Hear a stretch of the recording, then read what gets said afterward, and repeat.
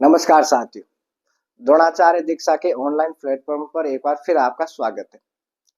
पिछली क्लास में हमने जीके का सिलेबस डिस्कशन किया था, उसी कड़ी को हम आगे बढ़ा रहे हैं और आज हम राजस्थान की कला संस्कृति का एक बहुत अच्छा सा टॉपिक चित्रकला के बारे में जानेंगे।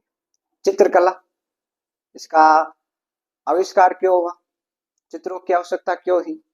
जैसा कि हम सभी जानते हैं कि जो व्यक्ति बोल नहीं सकता, जो व्यक्ति लिख नहीं सकता, जो व्यक्ति पढ़ नहीं सकता, अगर वो चित्रों के माध्यम से अपनी भावनाओं को व्यक्त कर सकता है, इसीलिए चित्रकलाओं का उद्गम हुआ था। बहुत समय पहले जब चित्रकलाओं का उद्गम धीरे धीरे होना शुरू हुआ था, तब से लेकर आज तक चित्रकलाओं बहुत बड़ी और बहुत क्षेत्र इसका विस्तृत हो चुका है। हम इसी चित्रकलाओं को आगे बढ़ाते हुए बहुत अच्छी तरीके से एग्जाम के व्यू से पढ़ने जा रहे हैं। आप साथ जुड़ते रहिए, बहुत अच्छा आपको कंटेंट मिलता रहेगा। शुरुआत कर रहे हैं। देखो, राजस्थान का चित्रकला पूरे भारत में बहुत बड़ा स्थान रखता है। अत्यंत विस्तृत क्षेत्र है राजस्थान का चित्रकला का। पंडित जवाहरलाल नेहरू जो भारत के प्रथम प्रधानमंत्री हुए थे, उन्होंने चित्रकला पर कहा था कि ये बहुत ही अच्छा प्रदेश है राजस्थान, जहाँ प्रत्येक बहुत अनेक प्रकार की चित्रकलाएं मिलती है। वेरी इंपॉर्टेंट, राजस्थान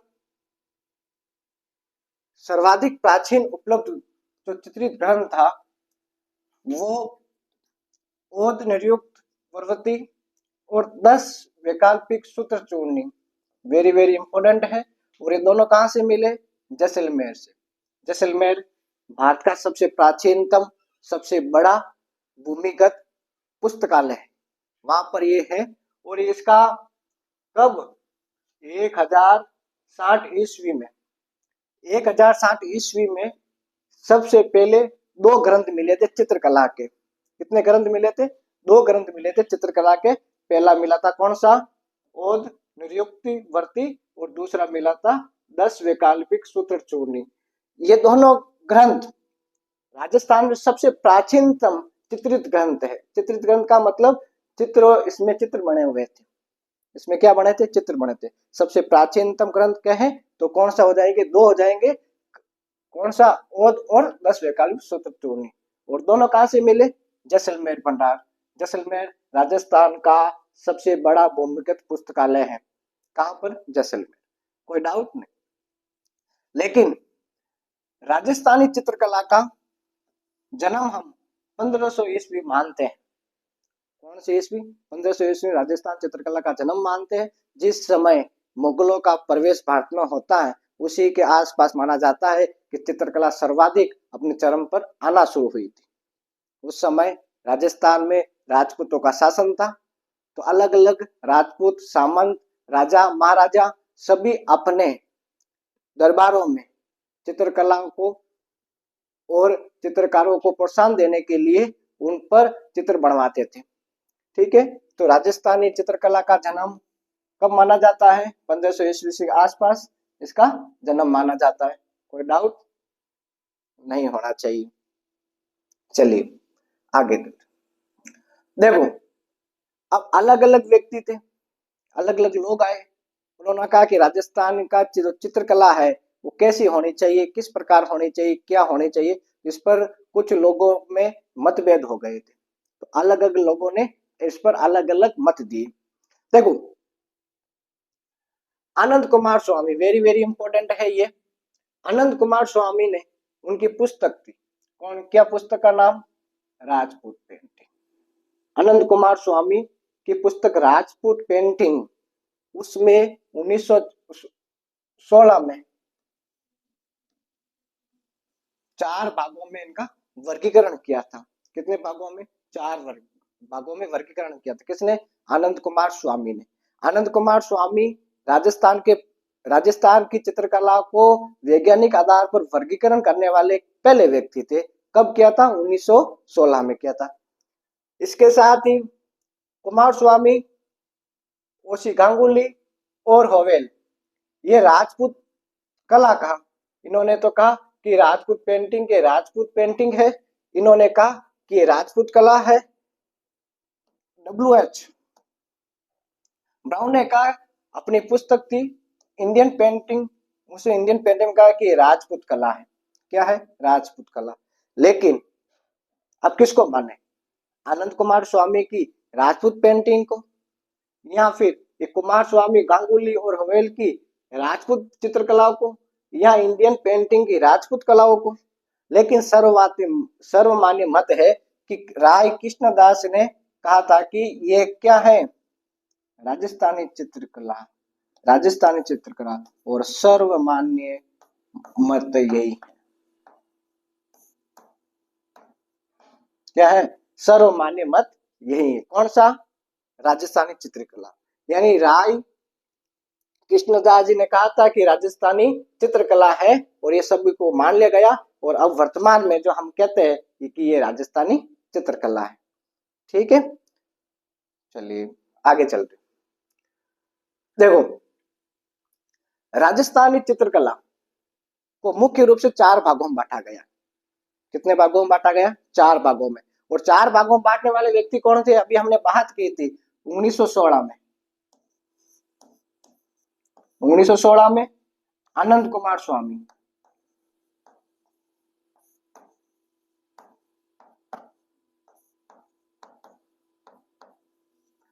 आनंद कुमार स्वामी ने राजस्थानी चित्रकला को कितने भागों में बांटा? 4 भागों में बांटा। जो हम आगे बात कर रहे हैं, 4 भाग कौन कौन से, उसके उपभाग भी है। ये देखो, आपके सामने राजस्थान का मैप है। अब आनंद कुमार स्वामी ने कहा कि राजस्थान की जो चित्र शैलियां है भौगोलिक और सांस्कृतिक आधार पर बांटे जाए तो अच्छा होगा। तो भौगोलिक और सांस्कृतिक आधार पर राजस्थान की चित्र शैलियों को 4 भागों में बांटा गया, और उनको स्कूल नाम दिया गया। क्या नाम दिया गया? स्कूल। स्कूल का मतलब शैलियां। तो 4 शैलियां बांटी गई थी। पहली शैली इधर से ये बांटी गई, ये हमको पता है, मारवाड़ है। तो पहला भाग का कि मारवाड़ स्कूल। स्कूल का मतलब शैलियां। स्कूल का मतलब शैलियां। ठीक। दूसरा, इधर वाला भाग बांटा ढूंढाड़ क्षेत्र, ढूंढाड़ स्कूल। तीसरा, ये वाला भाग बांटा, इसको कहा कि मेवाड़ स्कूल, मेवाड़ स्कूल। और ये चौथा हाड़ौती, हाड़ौती स्कूल। ये 4 भागों में किसने बांटा? आनंद कुमार स्वामी ने। कब बांटा? 1916 में। कोई डाउट नहीं? आगे किसी प्रकार कोई डाउट है तो आप कमेंट कीजिए, हम 100% उसका आंसर देंगे। कोई डाउट नहीं? अब स्कूल को ही शैलियां कहते हैं। अब ये कंफ्यूजन नहीं होना कि स्कूल का मतलब कि स्कूल को ही शैलियां कहते हैं, और प्रत्येक स्कूल यानी प्रत्येक शैलियों के उसके अंदर बहुत सारे विभाजन है, उसको उप शैलियां कहते हैं। उसको क्या कहते हैं? उप शैलियां। तो मारवाड़, ढूंढाड़, मेवाड़, हाड़ौती, इन स्कूलों की भी क्या है? उप शैलियां, इसमें अलग अलग है। सबसे पहले क्या था कि भाई प्राकृतिक और भौगोलिक दृष्टि के आधार पर इनको बांटा जाए। देखो, भौगोलिक और प्राकृतिक आधार ही क्यों? आपको पता होना चाहिए कि कोई व्यक्ति चित्र बनाता है, कोई व्यक्ति चित्र बनाता है, वो व्यक्ति चित्र बनाने के लिए अपने बुद्धिमत्ता का प्रयोग करता है। लेकिन जो व्यक्ति चित्र बनाता है वो वही चित्र बनाएगा जो देखेगा, वही चित्र बनाएगा जो देखेगा। जैसे कि अगर अभी तो बहुत सारा सोशल मीडिया प्लेटफॉर्म बहुत सारे हो गए, जैसे प्रत्येक पूरे विश्व की जानकारी हमें प्राप्त हो सकती है। लेकिन पहले के समय में ऐसा कुछ था नहीं। लोग एक दूसरी जगह से आगमन ना हो, इधर आना या जाना नहीं होता था, तो पता नहीं चलता था किस प्रकार के क्षेत्र में किस प्रकार के लोग रहते हैं, वहां की संस्कृति कैसी है। जैसे मान लेते हैं कि राजस्थान का एक भाग है, इधर वाला भाग हम कहते हैं जैसलमेर। एक जैसलमेर का भाग है,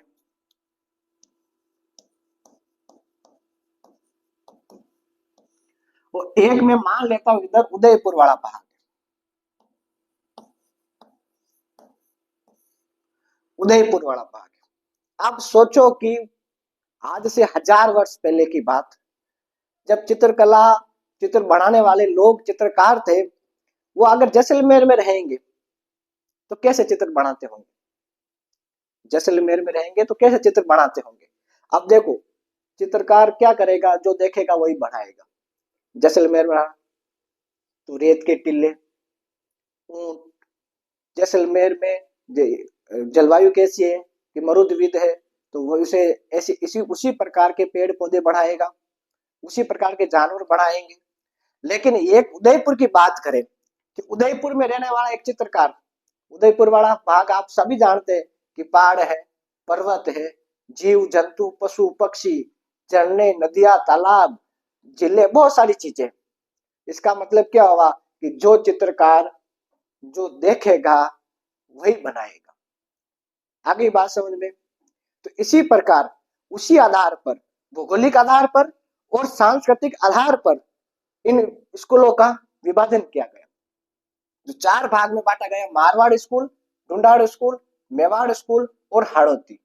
ये 4 प्रकार के स्कूलों में, स्कूलों का मतलब शैलियों में बांटा गया। अब इनकी भी क्या है? उप शैलियां है। तो वेरी इंपॉर्टेंट है, और सीधा सीधा एग्जाम में क्वेश्चन भी आता है कि निम्न में से कौन सी शैली किसका भाग है, या निम्न में से कौन सा भाग ये किसका उप शैली का भाग है, वगैरह वगैरह, बहुत सारी चीजें हैं। चलो आगे चलते। देखिए, मेवाड़ शैली, मेवाड़ शैली, अभी स्कूल पढ़ा, स्कूल को ही शैलियां कहते हैं, तो पहला भाग मेवाड़ से। मुख्य रूप से 6 शैलियां हैं इसकी। कितनी शैलियां? 6। 6 कौन कौन सी? चावन, उदयपुर शैली, नाथद्वारा शैली, देवगढ़ शैली, सावर शैली और शाहपुरा शैली। ये कितनी प्रकार की? 6 प्रकार की शैली। और वेरी इंपॉर्टेंट है ये वाली भाग, बनेड़ा, बागौर, बेगू, केलवा। ये ठिकाने थे, रियासत तो ठिकाना अलग अलग थे, तो ठिकानों में ये भाग और ये सारे भाग उप शैलियों में आते हैं। अब सर यहाँ इसका सवाल कैसा आएगा? सवाल ऐसा आ सकता है कि निम्न में से कौन सा मेवाड़ शैली का भाग नहीं है, और इसमें से 1 2 3 तो दे रखा होता और चौथा नहीं दे रखा होगा। तो इंपॉर्टेंट बात, अगर आपको पूछ ले कि नाथद्वारा शैली किसका उप भाग है, तो हमें सीधा आंसर आना चाहिए मेवाड़ शैली।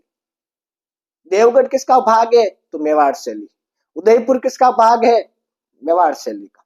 अगर ये पूछ ले बनेड़ा किसका भाग है, तो मेवाड़ शैली। बेगू किसका भाग है? तो मेवाड़ शैली। कोई डाउट नहीं होना चाहिए। तो ये 6 प्रकार की मेवाड़ शैलियों में चावन, उदयपुर, नाथद्वारा, देवगढ़, सावर और शाहपुरा शैली। बनेड़ा, बागौर, बेगू, केलवा, ये सारे क्या है? इसकी उप शैलियां का ही भाग है। कोई डाउट नहीं होना चाहिए, टेंशन लेनी नहीं है, क्योंकि हम बहुत अच्छा पढ़ रहे हैं और आगे भी चल रहे हैं। दूसरी शैली मारवाड़ शैली, दूसरा भाग अभी पढ़ा था मारवाड़ स्कूल, मारवाड़ शैली। इसमें की मुख्यतः तो कितनी? 7 शैलियां, लेकिन इसके भी ठिकाने के रूप में जो शैलियां होती है, पहली जोधपुर शैली, बीकानेर शैली, किशनगढ़ शैली, अजमेर शैली, नागौर शैली, सिरोही और जैसलमेर। इसके अलावा गानेराव, रिया, बिनाई और जूनी, ये जूना है, जूना खेड़ा है ना, पाली का जूना खेड़ा। ये सारे ठिकानों है किसके अंदर आते हैं? मारवाड़। अब इंपॉर्टेंट बात देखो, 99% एग्जामिनर क्वेश्चन कैसे पूछता है? सीधा क्वेश्चन यहां से लिया जाता है, ये वाला पार्ट कौन सा? किशनगढ़ का। और इसको पूछा जाता है कि किशनगढ़ शैली किस शैली का भाग है? किशनगढ़ शैली किस शैली का भाग है? फिर ऑप्शन आ जाएगा मेवाड़, मारवाड़, ढूंढाड़, हाड़ौती। और हमें पता है किशनगढ़ कहाँ है, अजमेर के आगे किशनगढ़, जयपुर के बीच में किशनगढ़ पड़ता है, और हम तड़ाक से आंसर करते मेवाड़ नहीं होगा। लेकिन मेवाड़ में नहीं, कहाँ पर है वो, मारवाड़ में आता है। तो इसी प्रकार आप ध्यान रखिएगा कि किशनगढ़ शैली का जो प्रभाव है, किशनगढ़ शैली किसकी उपशैली है, मारवाड़ की। बीकानेर किसकी है, मारवाड़ की। जोधपुर किसकी है, मारवाड़ की। जैसलमेर किसकी है, मारवाड़ की। गानेराव, रिया, बिनाई और जूनाखेड़ा, ये भी क्या है, कला है, उपशैलियां है किसकी, मारवाड़ की। कोई डाउट नहीं, इसको सारे आगे विस्तार से पढ़े, ये सारे इसका क्या उपशैली इसके बारे में बात कर रहे हैं। ठीक है, अगला हाड़ौती शैली। हाड़ौती शैली, हाड़ौती शैली में मुख्यतः दो शैलियां हैं, एक है बूंदी शैली और दूसरी है कोटा शैली। कोटा और बूंदी दो शैलियां हैं और वेरी वेरी इंपॉर्टेंट है। हर एग्जाम में यहाँ से एक क्वेश्चन बनने की प्रबल संभावना होती है, जो हम आगे चर्चा करेंगे। ठीक है, और इसकी एक झालावाड़ शैली भी है, इसके अंदर भी बात करें इसके अंदर क्या क्या होता है। चौथा भाग इसका ढूंढाड़ शैली। ढूंढाड़ शैली में देखिए आमेर, जयपुर, शेखावटी, अलवर और उनियारा, ये सारी मुख्यतः 5 उपशैलियां है। और जिलाई, इसरदा, शाहपुरा और सामोद, ये आज ठिकाने कला है। ठिकाने कला का मतलब है कि छोटे रियासत के छोटे बाग होते थे, वो वहां पर सामंत बैठते थे, वो ठिकाने थे और वहां पर भी चित्रकला होती थी। चित्रकला राजा सामंत द्वारा ही की जाती थी, उनके दरबारों में चित्रकारों को संरक्षण दिया जाता था, वेतनिक बुलाए जाते थे, अपने चित्र, अपने परिवार के चित्र, अपने युद्धों से संबंधित चित्र, या कोई दूसरे प्रकार के भी चित्र वो बढ़ाया करते थे। क्योंकि उस समय ऐसा था नहीं कि कैमरे से, या आपके पास जैसे मोबाइल है वैसा मोबाइल था नहीं कि मर्जी आए वैसे चित्र कर लो। पेंटिंग बनानी पड़ती थी, वो लगातार वो पेंटिंग फिर आगे से आगे चलती रहती थी। ठीक है, ये हो गए हमारे कितने टोटल 4 भाग। कितने भाग, 4। हमने 4 भाग कौन कौन से पढ़ लिए, अभी पढ़ा कि देखो मारवाड़, मेवाड़, ढूंढाड़ और हाड़ौती, ये 4 भाग पढ़ लिए। इन चारों भाग में इनकी उपशैलियां पढ़ ली कि कौन कौन, सीधा सीधा सवाल आ जाए, अजय सवाल आ जाए कि बताओ उनियारा किसकी उपशैली है, तो ढूंढाड़ शैली की। कोटा और बूंदी किसकी उपशैली है, हाड़ौती की। किशनगढ़ किसकी उपशैली है, मारवाड़ की। देवगढ़ किसकी उपशैली है, मेवाड़ की। तो इस प्रकार आप क्वेश्चन कर सकते हो, सीधा सीधा क्वेश्चन आता है। अभी जैसे ये क्वेश्चन आया ही था कि गानेराव किस चित्रशैली का उपभाग है, वहां ऑप्शन होगा मारवाड़। और ये लाइब्रेरियन सेकेंड ग्रेड में एग्जाम आया था 16 फरवरी 2025 को। ठीक है, आगे चलते। अब वापस हम शुरू कर रहे हैं क्या, मेवाड़। सारे के उपभाग पढ़ लिए। उपभाग पढ़ने के बाद प्रत्येक शैली का अंदर क्या क्या है वो सारे उपभाग और उप शैलियों के बारे में पढ़ेंगे। कोई डाउट नहीं होना चाहिए, टेंशन नहीं लेनी चाहिए। टेंशन टैक्सी वाला लेता, हमें सिर्फ ये भी काम करना है कि पढ़ाई करनी है और लगातार आपसे आप हमें से जुड़ते रहिए, ताकि हम अच्छे से अच्छे कंटेंट आपको दे सके। ठीक है, चलिए आगे चलते हैं। वेरी वेरी इंपॉर्टेंट है मेवाड़ शैली। पहला पॉइंट है राजस्थानी चित्रकला का आरंभिक और मौलिक रूप मेवाड़ की चित्रशैली से मिलता है। वेरी इंपॉर्टेंट भाग है आरंभिक और मौलिक, ये दोनों चीज याद करने की है। आरंभिक और मौलिक दोनों का मेवाड़ का, इसका मतलब आप ये समझिए कि मेवाड़ शैली से ही आरंभ माना जाता है राजस्थान में क्या, चित्र बनाना। क्लियर बात, तो मेवाड़ शैली से ही चित्रों का आरंभ माना जाता है, चित्रकला का आरंभ माना जाता है। तो वेरी इंपॉर्टेंट ये रखना। दूसरा, मेवाड़ शैली के अंतर्गत पोथी ग्रंथों का अधिक चित्रण होता है। बड़ी बड़ी किताबों में चित्र बनाए जाते थे। वहां शासक होते थे, वो अपने दरबारों में चित्रकार को रखते थे और उनसे चित्र बनवाते थे। तीसरा, वेरी वेरी इंपॉर्टेंट, इसको याद करना रखना है। क्या रखना है कि 1260 सावक प्रतिक्रमण सूत्र चूर्णी, सावक प्रतिक्रमण सूत्र चूर्णी नामक चित्रित ग्रंथ इसका प्रथम उदाहरण है, और जो तेज सिंह के समय लिखा गया था। और इसके जो लेखक थे वो कमलनाथ थे। कौन थे,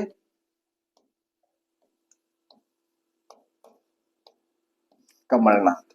वेरी इंपॉर्टेंट है मेवाड़ चित्रशैली का प्रथम ग्रंथ। मेवाड़ चित्रशैली का प्रथम ग्रंथ। याद कर लीजिए, आंखें बंद करके दो चार बार बोल लीजिए। सावक प्रतिक्रमण सूत्र चूर्णी, सावक प्रतिक्रमण सूत्र चूर्णी, सावक प्रतिक्रमण सूत्र चूर्णी मेवाड़ का प्रथम चित्रकला का ग्रंथ है। 1260 में लिखा गया था, तेसिंग के समय लिखा गया था, और इसके जो लेखक थे वो कमलनाथ थे। 100% याद कर लीजिए, क्योंकि एग्जाम में क्वेश्चन आने की प्रबल संभावना है। ठीक है, इससे पहले दो ग्रंथ पढ़े थे, लेकिन वो पूरे राजस्थान के सबसे प्राचीन थे, लेकिन ये मेवाड़ का सबसे प्राचीन है, क्योंकि मेवाड़ को ही चित्रकला का जननी कहा जाता। मेवाड़ से ही चित्रकला आरंभ हुई। इसके अलावा इस शैली में 1423 ईस्वी में देलवाड़ा में सुपहान चरियम यानी पार्श्वनाथ चरित्रम, उसमें भी इस ग्रंथ का चित्रकला का क्या मिलता है, उल्लेख मिलता है। और मेवाड़ से ही चार पांचिका शैली का भी उत्गम होता है। ये आगे पढ़ेंगे कि इसका अंतर क्या, विशेषता क्या है चार पांचिका शैली की। Very important. अगला क्या, महाराणा कुंभा। महाराणा कुंभा के बारे में जानते ही होंगे। एक विशालकाय शरीर वाले व्यक्ति, बौद्धिक इतनी क्षमता, ताकतवर इतनी क्षमता, कहा जाता है कि इतिहास में सबसे ज्यादा उपाधियां अगर किसी के पास थी वो राणा कुंभा के पास थी। राणा कुंभा ही व्यक्ति थे जिन्होंने मेवाड़ का वर्चस्व बहुत बड़े स्तर पर पहुंचा दिया था। बहुत सारी इनकी उपाधियां थी, कहा जाता है कि सबसे ज्यादा उपाधि इनकी ही थी। तो इनकी एक उपाधि थी राणे राय। राणे राय का मतलब होता है साहित्यकारों को संरक्षण देने वाला व्यक्ति राणे राय कहा जाता था। तो राणे राय इनको ही कहा जाता। इनके काल में बहुत सारे लोग थे जिन्होंने चित्रों पर अपना अध्ययन किया था और चित्र बनाए थे। महाराणा कुंभा राजस्थान, महाराणा कुंभा के काल में कलाओं के उत्थान की दृष्टि से स्वर्णिम कहा जाता है। यानी कुल मिलाकर कहा जाता है कि महाराणा कुंभा को स्थापत्य कला का जनक कहा जाता। Very important. अगर कहते भारत राजस्थान में स्थापत्य कला का जनक महाराणा कुंभा को कहा जाता, और महाराणा कुंभा के समय बहुत सारे ग्रंथ और रचनाएं की गई थी। ठीक है, समझ में आ रहा होगा। मेरे हिसाब से तो बहुत अच्छे हैं, लेकिन आप कोई भी डाउट हो तो कमेंट कर दीजिए, हम 100% का आंसर देंगे। चलिए अगला, महाराणा उदय सिंह के बारे में आप नाम सुन, जिन्होंने उदयपुर बसाया था 1559 में। तो महाराणा उदय सिंह, महाराणा उदय सिंह के समय भी चित्र बने थे। वेरी एक इंपॉर्टेंट चित्र था भागवत पुराण पर परिजात अवतरण। जो चित्रकार कौन थे, ये इंपॉर्टेंट, नानक राम। बस उदय सिंह के समय एक चित्रकार थे जिनका प्रमुख नाम था नानक राम, और वो चित्र बनाते थे कौन सा, परिजात अवतरण का। हाँ, एग्जाम में क्वेश्चन भी क्या पूछा जा सकता है कि निम्न में से कौन सा कलाकार मेवाड़ से जुड़ा हुआ था, कौन सा कलाकार उदय सिंह के समय उनके संबंधित था। तो इस प्रकार क्वेश्चन बन सकते, पूछ सकते।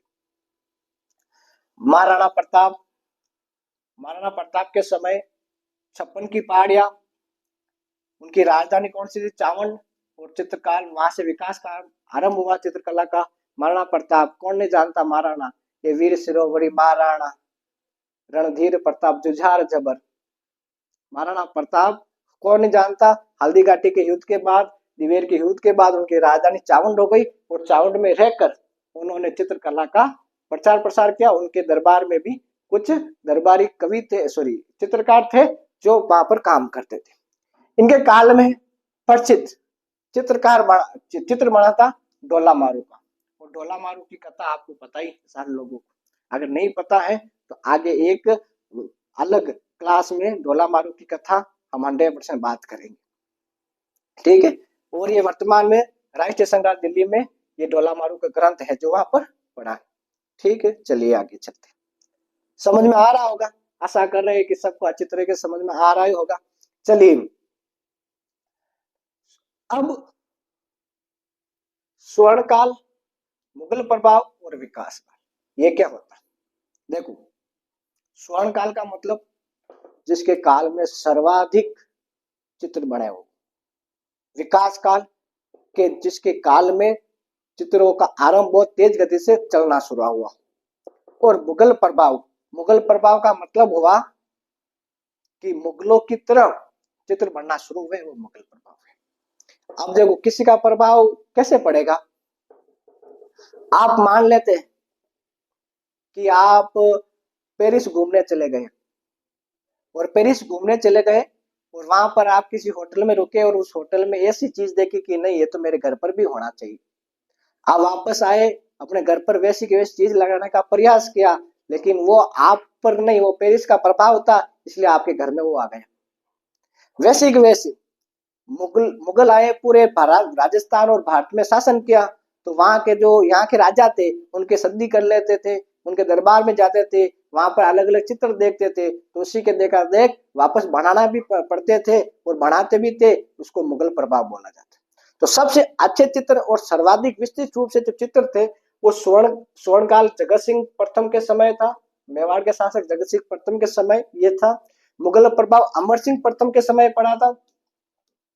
अमर सिंह प्रथम वही जो महाराणा प्रताप के पुत्र थे अमर सिंह, उनके समय, क्योंकि उन्होंने ही अपने मुगलों के साथ संधि कर ली थी। कब कर ली थी आपको शायद पता ही होना चाहिए, 1615 में मेवाड़ मुगल संधि होती है महाराजा युवराज कर्ण के कहने पर। तो ये उनके प्रभाव और विकास काल सबसे ज्यादा संरक्षण भी किसने दिया था, अमर सिंह प्रथम ने दिया था। इंपोर्टेंट 3 बात है, स्वर्ण काल जगत सिंह, मुगल प्रभाव अमर सिंह प्रथम और विकास काल अमर सिंह प्रथम। किसका, मेवाड़ शैली का।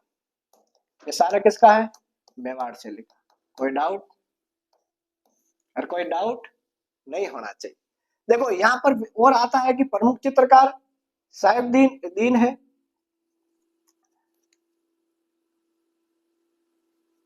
साहिबदीन, मनोहर, कृपाराम और ओमरा, ये प्रमुख चित्रकार कहाँ के थे, मेवाड़ शैली के। कहाँ के चित्रकार थे, प्रमुख।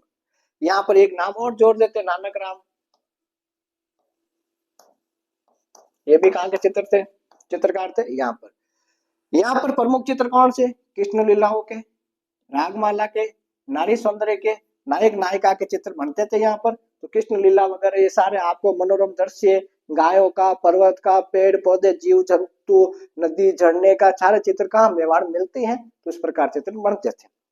ठीक है, ये इंपॉर्टेंट बात याद रखना कि स्वर्ण काल किसका, मुगल प्रभाव किसका, विकास काल किसका, यहाँ के प्रमुख चित्रकार पर। देखो एग्जाम में क्वेश्चन पूछा जा सकता है कि निम्न में से कौन सा चित्रकार किस शैली से संबंधित है। अगर ये 4-5 नाम आप याद कर लो तो ऑप्शन काट लो। अगर बाई चांस ये दो भी याद हो जाए और दो अलग आ जाए तो भी आप ऑप्शन काट सकते हो। तो 4-5 याद कर लो, बाकी वाले कितने भी आएंगे पता चल जाएगा ये मेवाड़ का है कि नहीं है। ये आप समझ में आ रहा होगा। क्वेश्चन कैसे आते हैं आगे क्लास में, सारे के सारे चित्रकला जितने भी क्वेश्चन होंगे वो सारे के सारे क्वेश्चन है वो हम कर लेंगे। ठीक है, चलिए अगला वेरी इंपोर्टेंट, मेवाड़ के महाराणा जगत सिंह प्रथम को मेवाड़ की लघु चित्रकला का स्वर्णकाल कहा जाता है। पढ़ लिया हमने कि स्वर्णकाल किसे कहा जाता है, तो जगत सिंह को। महाराणा जगत सिंह के समय ही अभी पढ़ा था मनोहर और कृपाराम दो चित्रकार थे, वो महाराणा जगत सिंह के समय थे। उनके कहने पर अपने राजमहल में चित्रों की ओवरी बनाई थी। चित्रे का मतलब कारीगर, चित्रकार, चित्रे का मतलब चित्रकार, तो चित्रों की ओवरी बनाई थी। चित्रकला स्थापित जिसे तस्वीरों का कारखाना भी कहा जाता है। वेरी इंपॉर्टेंट दो चीजें, चित्रों की ओवरी और तस्वीर को कारखाना, दोनों नाम एक ही है, एक ही चीज का नाम दो अलग अलग नाम है, और वो महाराणा जगत सिंह ने बनाया था राजमहल। ठीक है, कोई डाउट नहीं होना चाहिए। ये मेवाड़ चित्रशैली का जो एक भाग है अपना आज पढ़ना, देख क्या क्या पढ़ लिया देख लेते। देखो यहां से एक बार वापस थोड़ा रिवाइज कर लेते।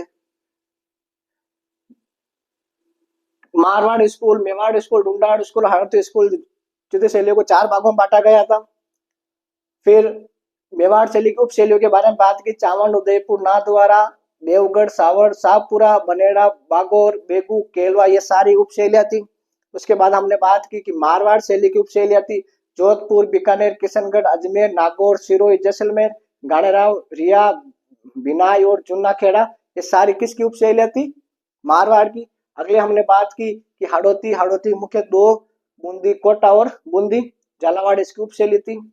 आगे हमने बात की कि डुंडार की उपशैलियां आमेर, जयपुर, शेखावटी, अलवर, उनियारा, ये सारी उपशैलियां थी। और जिला इसरदा, शाहपुरा, सामेल, ठिकाने, कलायन, ये भी उपशैला के अधीन थी। इसके अलावा फिर हमने वापस शुरू किए थे मेवाड़। मेवाड़ का आरंभिक और मौलिक मेवाड़ को माना जाता है। यहाँ का एक ग्रंथ था सावक प्रतिक्रमण सूत्र चूर्ण, जो लिखा गया था तेज के समय, लेकिन कलाकार कौन था? कमलनाथ था। इसके अलावा यहाँ चार पंचिका शैली का तो उत्तम था। और महाराणा कुंभा को स्थापत्य कला का जनक कहा जाता है, ये हमने चर्चा की थी अभी। इसके बाद उदय सिंह के समय परिजात अवतरण एक ग्रंथ लिखा गया जिसके नानक नाम लिखा था। इसके अलावा महाराणा प्रताप के समय डोला मारू का प्रसिद्ध चित्र बना था, जो वर्तमान में दिल्ली संग्रहालय में है। इसके अलावा इसके बाद हमने बात की कि स्वर्णकाल जगत सिंह के समय, मुगल प्रभाव अमर सिंह के समय और विकास काल अमर सिंह प्रथम के समय। प्रमुख चित्रकार साहिबुद्दीन, मनोहर, कृपाराम, उमरा और नानक राम, ये सारे थे। और प्रमुख चित्र कृष्ण लीलाओं के, रागमालाओं के, नारी सौंदर्य के, नायक नायिका के चित्र बनते थे। इसके अलावा आगे और है कलीला दमना वगैरह से आगे आएगा। इसके अलावा महाराणा जगत सिंह को स्वर्ण काल कहा जाता, पढ़ लिया। वेरी इंपोर्टेंट, महाराणा जगत सिंह ने ही चित्रों की ओवरी और तस्वीरों को कारखाना नामक एक चित्रकला का स्कूल बनाया था, विद्यालय बनाया था। ये नाम एक ही है, एक ही चीज के दो नाम अलग अलग है। इसके अलावा बाकी वाला हम बात करेंगे अगली क्लास में, जिसमें हम उदयपुर शैली, देवगढ़ शैली और नाथद्वारा शैली के अंदर बात करेंगे कि उसमें कौन कौन से कलाकार हुए थे, कौन कौन चित्र बनते थे और किस प्रकार कार्य होता था। आज की क्लास में आपने यह पढ़ा था। कोई डाउट हो तो आप कमेंट कर सकते हैं। बाकी लगातार पढ़िए। हौसला, नियत और मेहनत, ये मनुष्य का भविष्य तय करता है। बहुत बहुत धन्यवाद। खुश रहिए और पढ़ते रहिए। धन्यवाद।